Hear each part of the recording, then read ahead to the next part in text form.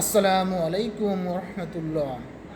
পৃথিবীর সমস্ত কাজ যদি আমার রবের খুশির জন্য করা হয়, মহান আল্লাহ তাআলার রাজি খুশির জন্য করা হয়, মহান আল্লাহ তাআলার সন্তুষ্টি অর্জনের জন্য করা হয়, আর তাতে যদি এই পৃথিবীর সমস্ত মানুষ যদি অখুশি হয়, অসন্তুষ্ট হয়, তাতে আমার কিছু যায় আসে না।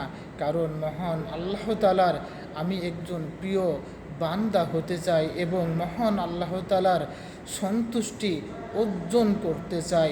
মহান আল্লাহ তাআলাকে ভালোবেসে মহান আল্লাহ তাআলার সকল প্রকার বিধিবিধান মেনে যাতে আমি একজন খাঁটি মুসলিম হতে পারি, খাঁটি বান্দা হতে পারি এবং মহান আল্লাহ তাআলার কাছে আবার জান্নাতে যেতে পারি, সেই জন্যই কিছু যায় আসে না।